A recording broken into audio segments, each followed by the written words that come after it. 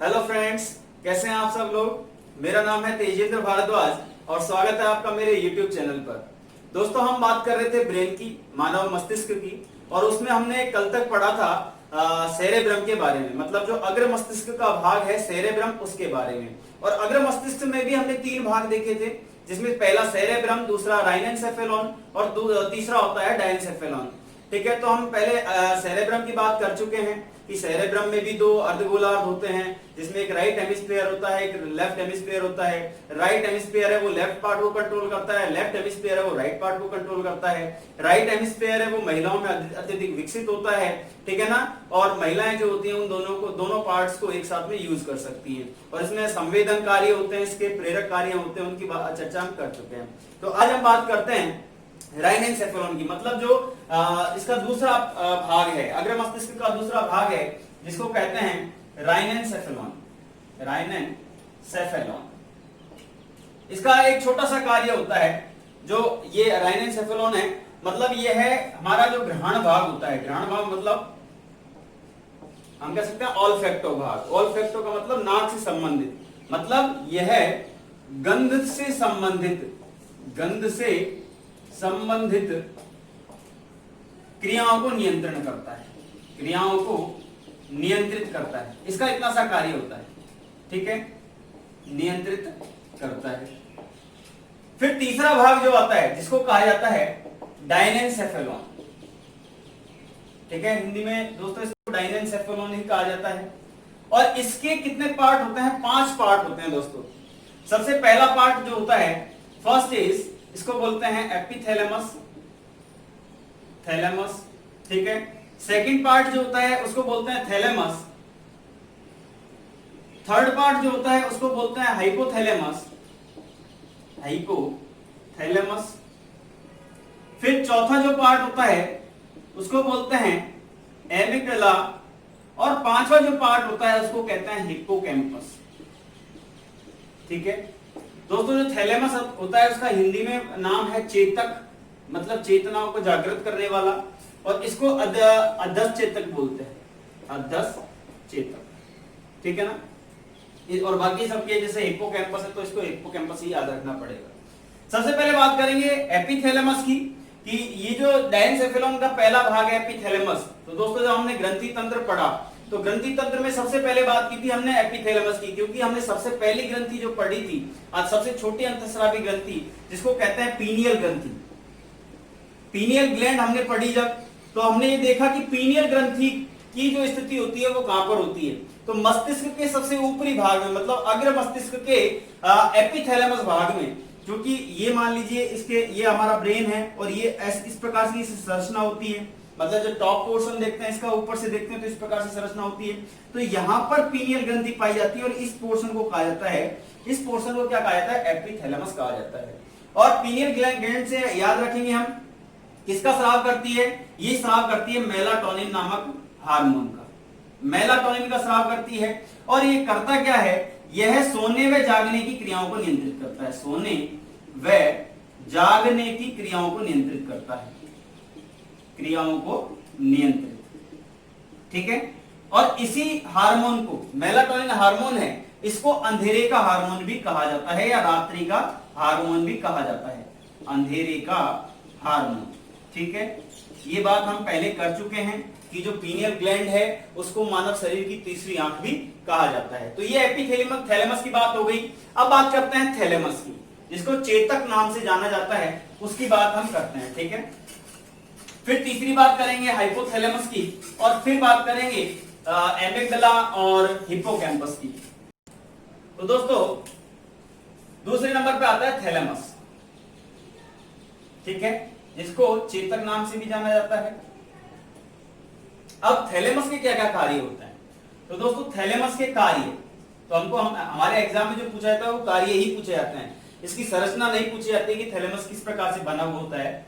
तो कार्य क्या होते हैं? तो दोस्तों ध्यान रखेंगे, यह है ठंडा, ठीक है, गरम, दर्द, ठीक है, पीड़ा, दर्द और पीड़ा एक ही बात होती है, खुशी हो, ठीक है ना, या स्वाद से संबंधित, स्वाद से संबंधित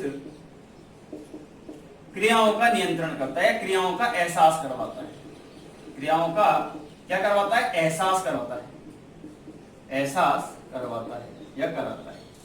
अर्थात मान लीजिए आपको ठंडा महसूस हो रहा है, जैसे ही सर्दी पड़ रही है तो आपकी बॉडी है वो सिकुड़ने की कोशिश कर रही है, इसका मतलब आपको ठंडा महसूस हो रहा है, ठीक है। गर्मी लग रही है तो पसीने आ रहे हैं, ठीक है, तो गर्म का एहसास कौन करवा रहा है, वही थैलेमस करवा रहा है। अगर चोट लग गई तो दर्द का एहसास कौन करवाएगा, थैलेमस करवाएगा।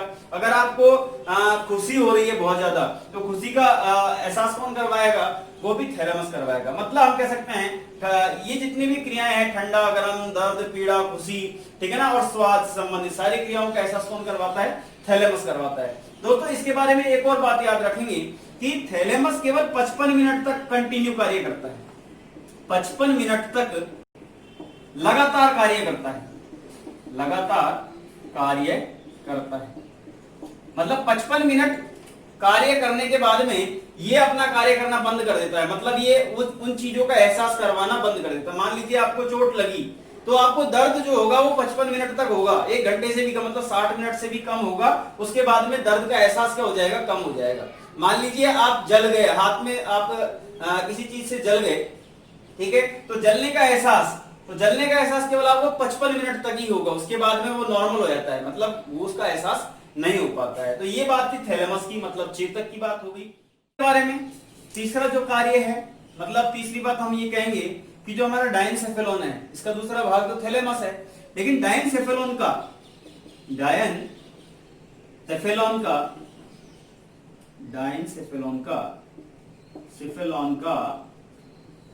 सबसे बड़ा भाग है, ठीक है, सबसे बड़ा भाग है। और एग्जाम में एक क्वेश्चन पूछा गया था कि जो थैलेमस है वो इनमें से किसकी तरह कार्य करता है। तो दोस्तों ध्यान रखेंगे, ये जो कार्य करता है यह है रिले स्टेशन की तरह कार्य करता है, मतलब प्रसारण केंद्र की तरह कार्य करता है, प्रसारण केंद्र की तरह कार्य करता है, ठीक है, कार्य करता है। ये इसका कार्य हो गया, ठीक है। थैलेमस की बात होगी, ठंडा, गर्म, ठीक है, दर्द, पीड़ा, खुशी, स्वाद से संबंधित सारी क्रियाओं का नियंत्रण या एहसास करवाता है, 55 मिनट तक है, ये लगातार कार्य कर सकता है, इसके बाद में स्टॉप हो जाता है। डायनसेफेलॉन सबसे बड़ा भाग है, डायनसेफेलॉन का सबसे बड़ा भाग कौन सा होता है, थैलेमस होता है, और रिले स्टेशन की तरह कार्य करता है। अब बात करते हैं हम हाइपोथैलेमस की। तो दोस्तों यह जब हाइपोथैलेमस की बात करते हैं तो हाइपोथैलेमस भी हमने जब ग्रंथि तंत्र पढ़ा है तो ग्रंथि तंत्र में हाइपोथैलेमस ग्रंथि के बारे में भी हमने अध्ययन किया है या चर्चा की। फिर तीसरा बात करते हैं हाइपोथैलेमस की। हाइपोथैलेमस, तो दोस्तों जब हाइपोथैलेमस की बात करते हैं तो हमने ग्रंथि तंत्र के अंदर पढ़ा है हाइपोथैलेमस का क्या क्या कार्य होता है, क्या क्या फंक्शन होता है। हाइपोथैलेमस जो है पीयूष ग्रंथि से स्रावित होने वाले सारे हार्मोन्स को कंट्रोल करता है। पीयूष ग्रंथि से 9 प्रकार के हार्मोन स्रावित होते हैं, हम पढ़ चुके हैं। हाइपोथैलेमस उनको नियंत्रित करता है, इसको हेडमास्टर ग्रंथि भी कहा जाता है, ठीक है ना। बॉडी का टेम्परेचर नियंत्रित कौन करता है, हाइपोथैलेमस करता है। टेम्परेचर कैसे नियंत्रित करता है, मतलब पसीने का नियंत्रण, पसीने का स्राव करना, वो हाइपोथैलेमस का कार्य होता है, ठीक है। फिर इसके अंदर 2 प्रकार के सेंटर पाए जाते हैं, एक तो होता है भूख का सेंटर, ठीक है, भूख लगना, प्यास लगना, उसका केंद्र किसमें पाया जाता है, हाइपोथैलेमस के अंदर। और दूसरा सेटाइटी सेंटर, मतलब संतुष्टि का। और उसके साथ में नींद आना, नींद भी कैसे कह सकते हैं कि वो कौन कंट्रोल करता है, हाइपोथैलेमस कंट्रोल करता है। तो बात करते हैं हाइपोथैलेमस के कार्य। तो दोस्तों भूख, प्यास का एहसास करवाता है, ठीक है, पहली बात ये हो गई। फिर दूसरी घृणा, प्रेम, ठीक है, नींद और संतुष्टि, सैटिस्फैक्शन, संतुष्टि का एहसास करवाना, ये किसका कार्य होता है, इसी का कार्य होता है हाइपोथैलेमस का। फिर तीसरा यह है शरीर के तापमान को नियंत्रित करता है, शरीर के तापमान को नियंत्रित करता है, तापमान को कंट्रोल करता है। फिर चौथा इसका कार्य क्या होता है, चौथा हमने कहा कि पीयूष ग्रंथि से स्रावित होने वाले हार्मोनों को कंट्रोल करता है, स्रावित होने वाले हार्मोनों को कंट्रोल होने वाले हार्मोनों का नियंत्रण करता है। ठीक है, इसीलिए इसको क्या कहा जाता है? हेड मास्टर ग्रंथि भी कहा जाता है। हेड मास्टर ग्रंथि भी कहा जाता है।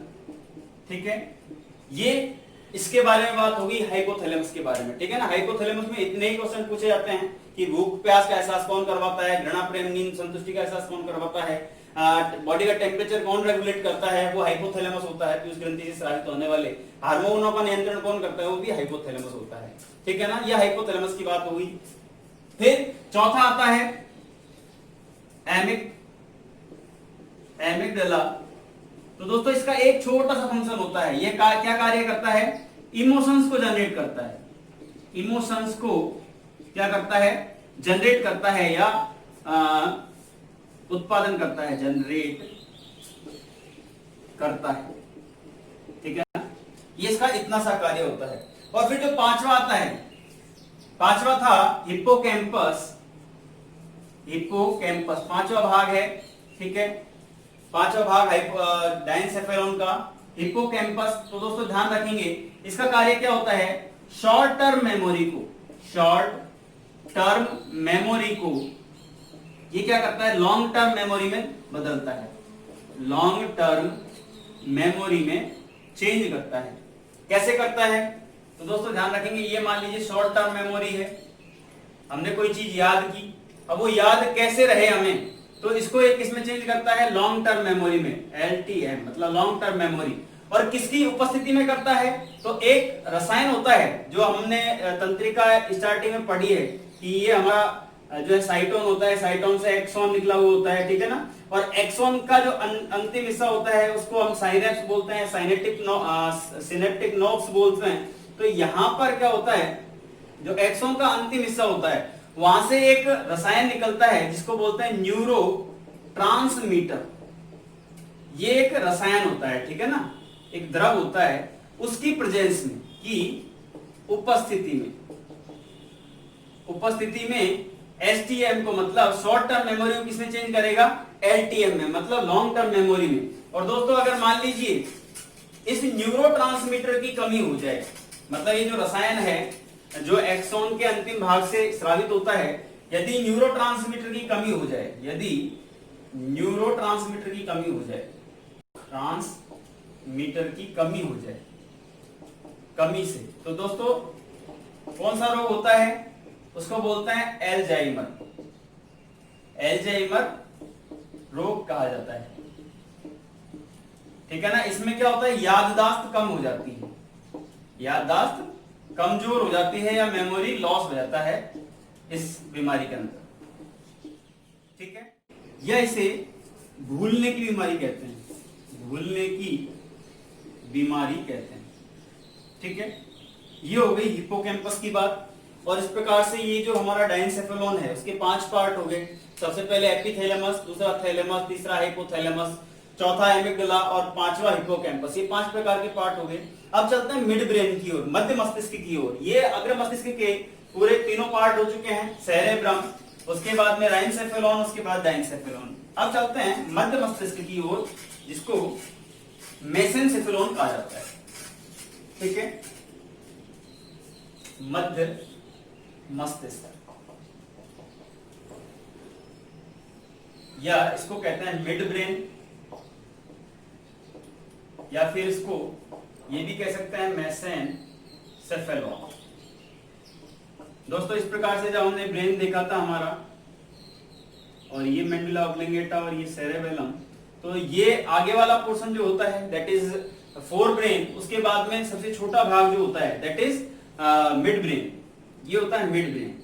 ठीक है, इस मिड ब्रेन में भी 2 पार्ट होते हैं, वो देखते हैं। ठीक है, तो सबसे पहला इसका कि मस्तिष्क का सबसे छोटा भाग होता है, मस्तिष्क का सबसे छोटा भाग कौन सा है? वो होता है मध्य मस्तिष्क, बीच का पार्ट। ठीक है, इसके अंदर 2 प्रकार के पार्ट पाए जाते हैं, इसमें 2 भाग पाए जाते हैं, इसमें 2 भाग होते हैं, 2 भाग होते हैं। पहला होता है क्रूरा सेरेब्राई, ठीक है, और दूसरा होता है उसको बोलते हैं कॉर्पोरा क्वाड्रिजेमिना, ठीक है। तो दोस्तों ये जो क्रूरा सेरेब्राई होता है, मतलब ये मान लीजिए यहाँ पर ये एक पार्ट है, इससे कुछ तंत्रिकाएं निकली होती हैं और ये आगे और पीछे की तरफ, मतलब इस पार्ट का क्या कार्य है कि यह अग्र मस्तिष्क को, ये जो फोर ब्रेन है, उस फोर ब्रेन को किससे जोड़ती है? एक तो हिंड ब्रेन से, मतलब पश्च मस्तिष्क से, और दूसरा स्पाइनल कॉर्ड से, स्पाइनल कॉर्ड से, मेरु रज्जु से। तो हम कह सकते हैं यह पार्ट या यह भाग अग्र मस्तिष्क को किस किस से जोड़ती है? पहला तो पश्च मस्तिष्क, और दूसरा होता है वह मेरु रज्जु से जोड़ता है, ठीक है। इसका इतना ही काम होता है। कई बार एग्जाम में पूछ लिया जाता है कि पश्च मस्तिष्क व मेरु रज्जु को अग्र मस्तिष्क से जोड़ने वाले भाग का क्या कहते हैं उसको?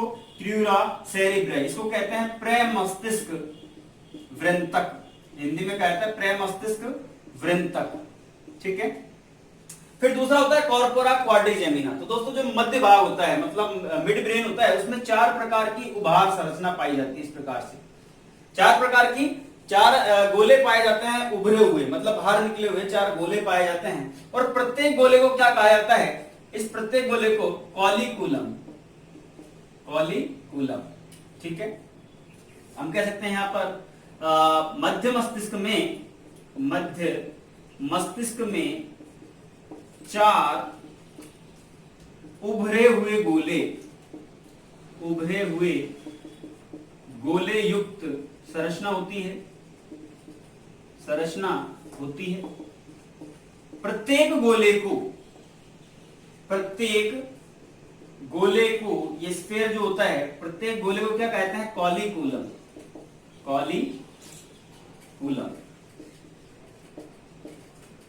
या कॉलिकुलम, ठीक है।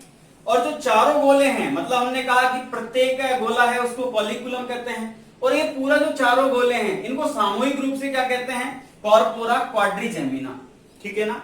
और इनका कार्य क्या होता है? यह मतलब कॉर्पोरा क्वाड्रिजेमिना जो होता है वह देखने व सुनने से संबंधित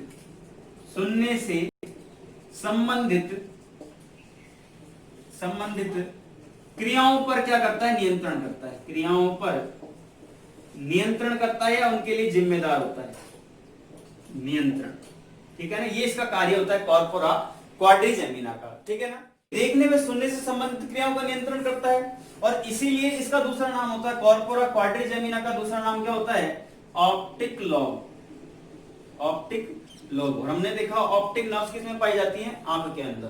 तो दोस्तों ये हो गया हमारा मिड ब्रेन। अब चलते हैं हम हिंड ब्रेन की ओर, मतलब पश्च मस्तिष्क की ओर, ठीक है ना। उसके भी 3 पार्ट होते हैं, और पश्च मस्तिष्क जो होता है उसको कहा जाता है रोम्बेनसेफेलॉन, और इसके अंदर 3 पार्ट कौन से होते हैं उनके बारे में समझते हैं, ठीक है। हम कहते हैं हिंड ब्रेन, इसको कहा जाता है पश्च मस्तिष्क, ठीक है, और इसी का नाम होता है रोम्बेनसेफेलॉन, ठीक है। तो दोस्तों इसके 3 भाग होते हैं,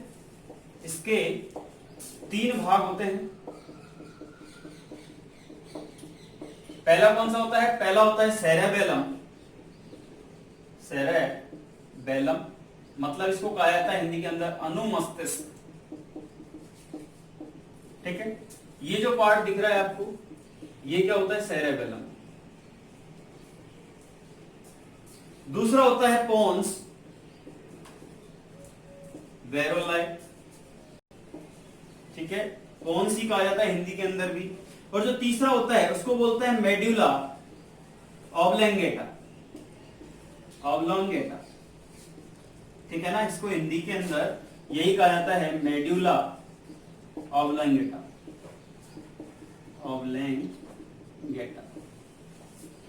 तो दोस्तों पहला होता है सेरेबेलम, और दूसरा होता है पोन्स वेरोलाइन, और तीसरा होता है मेडुला ऑब्लिंगेटा। तो सबसे पहले बात करते हैं सेरेब्रम के बारे में, अनुमस्तिष्क के बारे में। तो अनुमस्तिष्क का क्या क्या कार्य होता है? देखिए ये जो सेरेबेलम है, ठीक है ना, इसका पहला कार्य तो क्या होता है, जितनी भी हमारी कंकाली पेशियां होती है, मतलब कंकाल तंत्र के अंदर हमने पढ़ा है 639 पेशियां, मांसपेशियां हमारे शरीर के अंदर होती हैं, ठीक है। उनमें से भी जितने भी, जैसे दौड़ना, जितनी भी क्रियाएं हैं, दौड़ना, चलना, ठीक है ना, लिखना, इन सारी क्रियाओं का नियंत्रण कौन करता है? वो सेरेबेलम करता है, अनुमस्तिष्क करता है। वो किस प्रकार करता है? तो दोस्तों समझिए, मान लीजिए हम चल रहे हैं और चलते चलते हम टकराकर किसी वस्तु से और गिर जाते हैं, तो अब गिरने से बचाने के लिए कौन प्रभावी रहेगा? सेरेबेलम। मतलब वो हमको गिरने नहीं देगा, वो गिरने से पहले ही शरीर का संतुलन बना लेगा। दूसरा एग्जाम्पल, मान लीजिए हम बस में यात्रा कर रहे हैं, ठीक है, अचानक ड्राइवर ने ब्रेक लगाया और हम आगे की तरफ झटका लगता है हमें, और तो हम क्या करते हैं, तुरंत अपना बैलेंस बना लेते हैं, मतलब हमारी बॉडी है वो अपने आप संतुलन अवस्था में आ जाती है। इसका मतलब उसका सेरेबेलम जो होता है, अनुमस्तिष्क होता है, वो हमारी बॉडी में क्या क्या कार्य करता है? पहला तो शरीर का संतुलन और साम्यावस्था बनाए रखता है। दूसरा कार्य क्या हो गया कि चलने फिरने, दौड़ने, भागने आदि गतिविधियों का नियंत्रण कौन करता है? वो सेरेबेलम करता है। तो दोस्तों सेरेबेलम के बारे में हम लिखेंगे, फिर पोन्स की बात करेंगे इसके बाद में। तो सेरेबेलम का कार्य क्या हो गया? सबसे पहला कार्य क्या हो गया कि यह शरीर में कंकाली या कंकाल तंत्र से संबंधित कंकाली पेशियों का नियंत्रण करता है, पेशियों का नियंत्रण करता है, ठीक है। और कौन सी क्रियाएं होती है इसके अंदर? जैसे चलना, फिरना, ठीक है, लिखना, दौड़ना, इन सभी का नियंत्रण। फिर इसका दूसरा कार्य क्या होता है? शरीर में संतुलन मतलब बैलेंस व कोऑर्डिनेशन अर्थात साम्यावस्था क्या करना? स्थापित करना। ये किसका कार्य होता है? अनुमस्तिष्क का कार्य। दोस्तों जो शराबी होते हैं, ठीक है ना, जब शराब का सेवन करते हैं शराबी लोग, तो उससे मस्तिष्क का कौन सा भाग प्रभावित होता है? तो वो होता है अनुमस्तिष्क। मतलब जैसे हमने अभी चलने फिरने की गतिविधियों का नियंत्रण करने की बात किसकी की? अनुमस्तिष्क की। तो आप देखोगे कि कोई भी शराबी व्यक्ति है, वो चलता हुआ कैसे लहराता है, ठीक है ना, वो अपना संतुलन नहीं बना पाता है। तो कौन सा अंग प्रभावित हो रहा है? वो अनुमस्तिष्क हो रहा है। तो हम लिख सकते हैं शराबी व्यक्ति में अनुमस्तिष्क प्रभावित होता है, मस्तिष्क प्रभावित होता है, ठीक है। ये हो गई अनुमस्तिष्क की बात, ठीक है ना। फिर इसी का जो हिंड ब्रेन है, पश्च मस्तिष्क है, उसका दूसरा भाग, उसकी बात करते हैं, उसका नाम है पोन्स, ठीक है ना, पोन्स। और ये पोन्स कहां पाए जाते हैं? तो दोस्तों ध्यान रखेंगे, ये सेरेब्रम और मेडुला ऑब्लिंगेटा के बीच में, क्योंकि दूसरे नंबर का पार्ट है। तो अगर हम पोन्स की बात करें तो सेरेब्रम यहां पर हो गया और मेडुला ऑब्लिंगेटा यहां पर हो गई। तो ये जो होता है, ये उभरा हुआ हिस्सा सा, ये इसको बोलते हैं पोन्स, ठीक है ना, पोन्स वेरोलाई, हिंदी में भी इसको पोन्स कहा जाता है, ठीक है ना। दोस्तों पोन्स के क्या कार्य होते हैं? तो दोस्तों ध्यान रखेंगे, पहला तो ये कि मेडुला ऑब्लिंगेटा और स्पाइनल कॉर्ड जो होती है, मेरुरज्जु होती है, उसको मस्तिष्क के अन्य भागों तक जोड़ता है। मतलब अन्य भागों से किसके द्वारा जुड़े होते हैं? पोन्स के द्वारा, ठीक है ना। ये एक तरह से हम कह सकते हैं चालन पथ प्रदान करता है, चालन पथ प्रदान करता है किसको? मेडुला ऑब्लिंगेटा और सेरेब्रम को, ठीक है ना। तो यह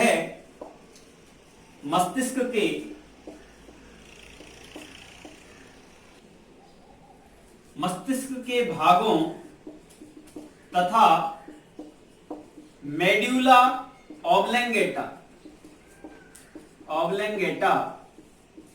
के बीच क्या करता है? चालन पथ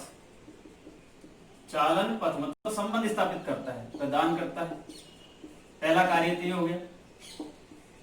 फिर दूसरा दोस्तों ध्यान रखिए, जो इंपॉर्टेंट कार्य है, मतलब जैसे हम खाना खाते हैं तो उसको चबाते हैं, और जो खाना होता है वो लार के अंदर मिलता है। लार में हमने देखा था टाइलिन एंजाइम पाया जाता है। और लार का श्रावण जो होता है उसको नियंत्रित कौन करता है, उसका कंट्रोल कौन करता है, ये पॉन्स ही करते हैं, ठीक है ना। हम आंखों से इधर उधर देखते हैं, मतलब जो आंखों की गति का नियंत्रण है वो भी किसके द्वारा होता है, वो भी पॉन्स के द्वारा होता है। हम जब कभी मान लीजिए इमोशनल होते हैं तो आंखों से आंसू निकलने लगते हैं, अश्रुपात होता है, तो उसका नियंत्रण भी कौन करता है, पॉन्स करते हैं, ठीक है ना। तो हम लिख सकते हैं लार का श्रावण या लार का सीक्रेशन, ठीक है। नेत्रों की गति, नेत्र मतलब आंखों की गति, और अश्रुपात मतलब रोना, जो अश्रु निकलते हैं, अश्रुपात का नियंत्रण किसके द्वारा किया जाता है, नियंत्रण किया जाता है इसी के द्वारा, पॉन्स के द्वारा नियंत्रण किया जाता है। तो जब और लार से याद रखेंगे टाइलिन नामक एंजाइम पाया जाता है। और जब हम पाचन तंत्र पढ़ेंगे, डाइजेस्टिव सिस्टम पढ़ेंगे, तो लार का सीक्रेशन कौन कौन सी ग्रंथियां करती हैं, तो हमारे शरीर के अंदर मतलब मुंह के अंदर 3 प्रकार की ग्रंथियां पाई जाती है, जिनको हम आगे देखेंगे कि कर्णमूल ग्रंथि क्या होती है, अधोजीवा ग्रंथि क्या होती है, अधोहनु ग्रंथि क्या होती है, जिनसे लार का स्राव होता है, उनके बारे में हम डाइजेस्टिव सिस्टम में चर्चा करेंगे। तो नेत्रों की गति और अश्रुपात से मतलब हमने देखा कि जब आंसू आते हैं तो उसका स्राव कौन सी ग्रंथि करती है, वो लैक्रिमल ग्लैंड करती है, ठीक है, लैक्रिमल ग्रंथि की करती है। और ये कहां पाई जाती है, आंख के अंदर पाई जाती है। इसका नियंत्रण किया जाता है पोन्स के द्वारा। तो ये हो गया दूसरा पार्ट पोन्स। और तीसरे पार्ट की बात करते हैं जिसका नाम है मेडुला ऑब्लंगेटा, ठीक है ना। और वो किससे जुड़ी होती है, वो होती है हमारी मेरु रज्जु से जुड़ी होती है। और यह है कि मस्तिष्क का जो फर्स्ट मस्तिष्क है उसका तीसरा पार्ट है। मतलब पहला तो हो गया सेरेबेलम, दूसरा हो गया पोन्स, और तीसरा होता है ये वाला पार्ट जो है, जो आगे जुड़कर स्पाइनल कॉर्ड से जुड़ा हुआ होता है, और उसको कहते हैं मेडुला ऑब्लंगेटा। तीसरा पार्ट कौन सा है, मेडुला ऑब्लंगेटा, ठीक है, हिंदी में भी यही कहा जाता है। तो आपसे एग्जाम में केवल इतना पूछा जाएगा, इसकी संरचना के बारे में पूछा नहीं जाएगा कि भाई जो है मेटासील क्या होता है, इसमें मेरेंडी का छिद्र क्या होता है, फोरमेन ऑफ मेरेंडी, फोरमेन ऑफ लुत्सा क्या होता है, इसके बारे में नहीं पूछा जाएगा, केवल और केवल इसके कार्यों के बारे में पूछा जाएगा। तो इसका कार्य क्या होता है मेडुला ऑब्लंगेटा का, तो दोस्तों ध्यान रखेंगे मेडुला ऑब्लंगेटा का पहला कार्य क्या होता है, समस्त अनैच्छिक क्रियाओं का, समस्त अनैच्छिक मतलब जिन हमने कई बार चर्चा कर चुके हैं ऐच्छिक और अनैच्छिक के बारे में, समस्त अनैच्छिक क्रियाओं का नियंत्रण कौन करता है, मेडुला ऑब्लंगेटा, क्रियाओं का नियंत्रण, ठीक है, पहला कार्य। और अनैच्छिक क्रियाएं कैसे होती हैं, जैसे कि रेस्पिरेटर, श्वसन दर, रेस्पिरेशन, ठीक है ना, जब हम श्वसन की बात करें तो श्वसन दर की बात आ गई, हार्ट बीट की आ गई, हार्ट बीट, हृदय की धड़कन, पल्स रेट की बात आ जाए, ये भी एक अनैच्छिक क्रिया है, ठीक है ना। खांसना आ जाए, खांसना, छींकना, ठीक है ना, निगलना, या फिर उल्टी करना या वॉमिटिंग, इन सब का नियंत्रण कौन करता है, का नियंत्रण मतलब कंट्रोल में करता है, मतलब कंट्रोल करता है, नियंत्रण करना, ये किसका कार्य होता है, मेडुला ऑब्लंगेटा का। तो इस प्रकार से हो गया हिंड ब्रेन, जिसमें हमने 3 पार्ट पढ़ चुके हैं, सेरेबेलम, उसके बाद पोन्स, उसके बाद मेडुला ऑब्लंगेटा। अब बात करते हैं जो लास्ट पोर्शन है स्पाइनल कॉर्ड की। तो स्पाइनल कॉर्ड को मेरु रज्जु भी कहते हैं, और इसके बारे में, मेरु रज्जु के बारे में क्या क्या इंपॉर्टेंट फैक्ट है वो हम पढ़ते हैं। तो दोस्तों ध्यान रखेंगे मेरु रज्जु के बारे में कि मेरु रज्जु से हमने पहले पढ़ा कि 31 जोड़ी तंत्रिकाएं निकलती हैं, जिसको क्या कहा जाता है, मेरु रज्जु तंत्रिकाएं। तो हम बात करते हैं स्पाइनल कॉर्ड की, या इसको कहा जाता है मेरु रज्जु। और ये मेरु रज्जु किसका दूसरा भाग है, सीएनएस का, केंद्रीय तंत्रिका तंत्र का। हमने केंद्रीय तंत्रिका तंत्र पढ़ा है, तो केंद्रीय तंत्रिका तंत्र किससे मिलकर बना होता है, एक तो मस्तिष्क से, और दूसरा होता है मेरु रज्जु से मिलकर बना हुआ, ठीक है ना। मस्तिष्क की पूरी बात कर चुके हैं, अब बात करेंगे मेरु रज्जु की। बात करते हैं मेरु रज्जु की। तो मेरु रज्जु में दोस्तों ध्यान रखेंगे, जो हमारा कपाल होता है, खोपड़ी होती है हमारी, ठीक है ना, खोपड़ी में एक छिद्र होता है जिसको बोलते हैं महारंध्र, ठीक है ना, महारंध्र, या फिर एक इसको कहा जाता है foramen foramen of magnum, foramen of magnum.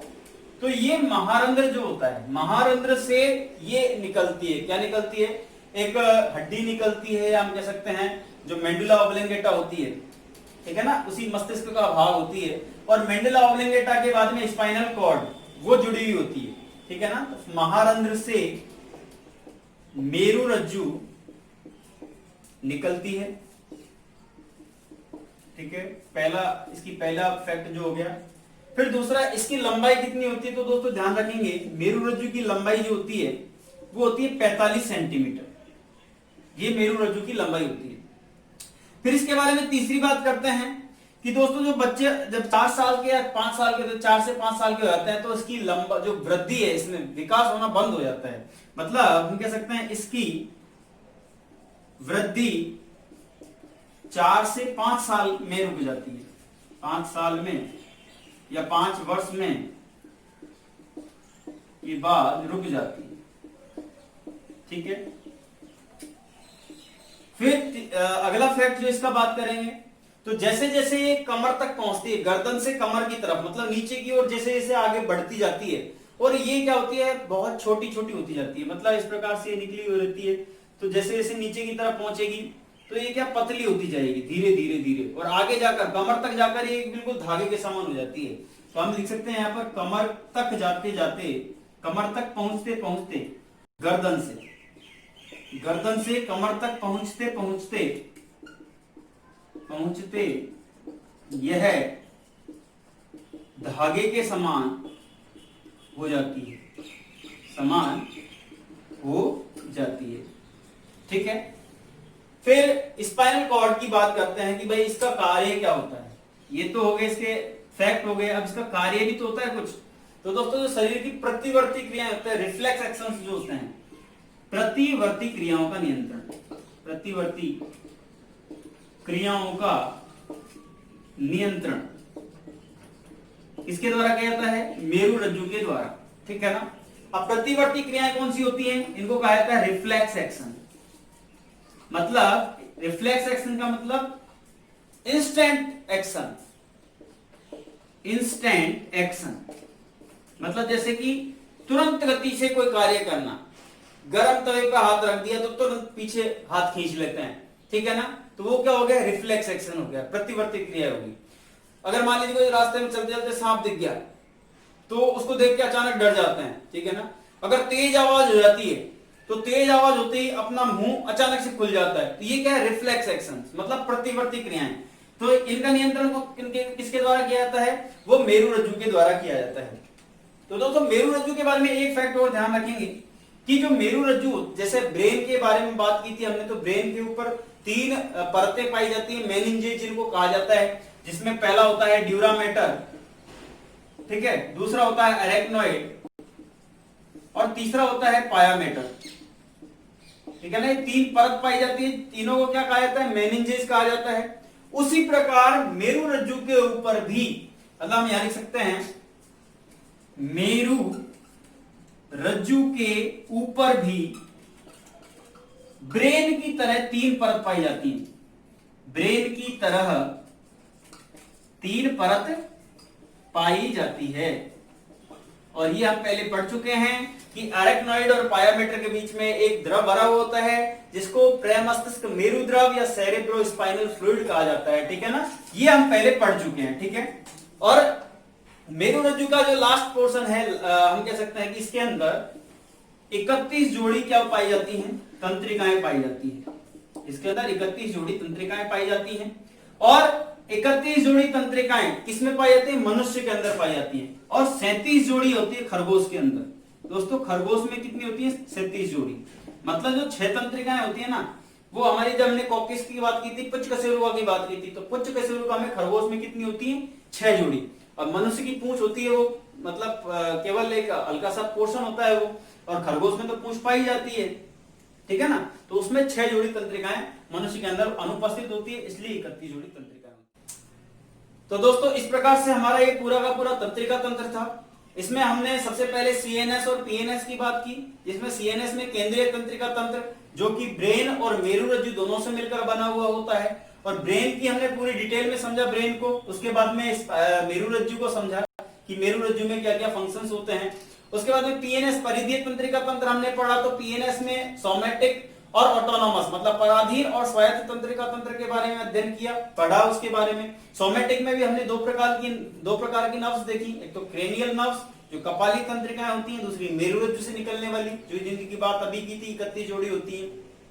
फिर हमने ऑटोनॉमस की बात की जिसमें हमने देखा अनुकंपीय तंत्रिका तंत्र और परानुकंपीय तंत्रिका तंत्र। मतलब अनुकंपीय तंत्रिका तंत्र में हमने देखा कि एक्साइट करने वाले सिग्नल्स भेजता है और परानुकंपीय शांत करने वाले सिग्नल भेजता है, ठीक है ना। इस प्रकार से हमने तंत्रिका तंत्र पूरा अध्ययन किया है, पूरी स्टडी की है, ठीक है ना। और इनमें से एग्जाम में मतलब हम कह सकते हैं कि अगर हमने ये पढ़ लिया पूरा तो इसके बाद में एग्जाम में कोई क्वेश्चन नहीं छूट सकता है। तो दोस्तों मैं समझता हूँ आपको ये वीडियो अच्छा लगा होगा और तंत्रिका तंत्र का पूरा पार्ट जो है अच्छा लगा हो तो प्लीज वीडियो को लाइक कीजिए, शेयर कीजिए और सब्सक्राइब कीजिए। बहुत बहुत धन्यवाद।